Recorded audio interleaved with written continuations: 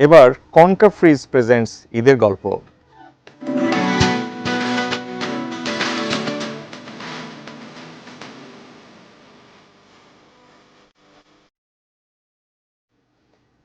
বৃষ্টি উপেক্ষা করেও পবিত্র ঈদ উল আজহা উপলক্ষে হবিগঞ্জের চুনারুঘাটের রামগঙ্গা চা বাগানে ভিড় করছেন দর্শনার্থীরা।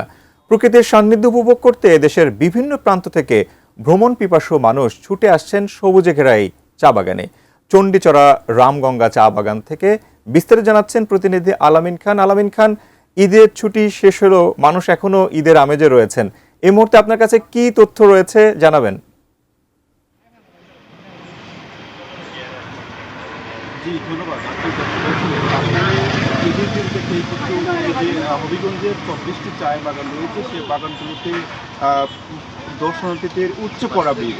আজও আমরা দেখার জন্য এসেছেন এবং তারা কিন্তু ঈদের যে গল্প বা যে আড্ডা সেগুলো তারা দিচ্ছেন।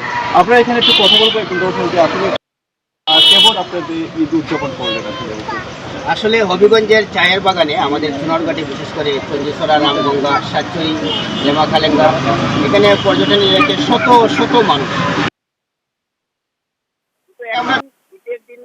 ঈদের দিন থেকেই আমাদের বাচ্চা কাচ্চাদের নিয়ে পরিবার নিয়ে এই চা বাগানে রামগঙ্গাতে আসা, সাতচুরিতে আসা, চণ্ডীচড়াতে আসা, এটা একটা আমাদের একটা নিয়ম হয়ে গেছে এবং আমাদের মধ্যে একটা কৌতূহল যে আমরা এখানে যাব।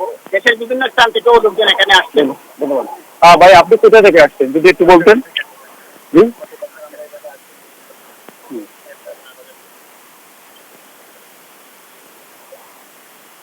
চট্টগ্রাম থেকে আসছেন না ভাই, আসলে আপনি কোথা থেকে আসছেন?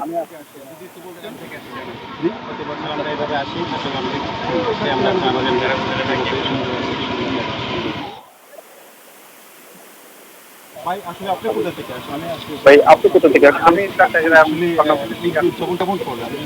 এখানে এসে আসলে কি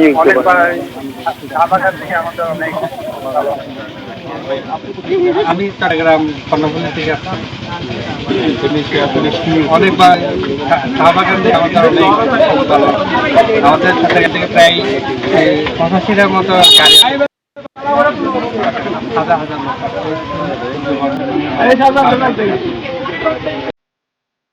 এই ছিল অভিজ্ঞতা থেকে সর্বোচ্চ।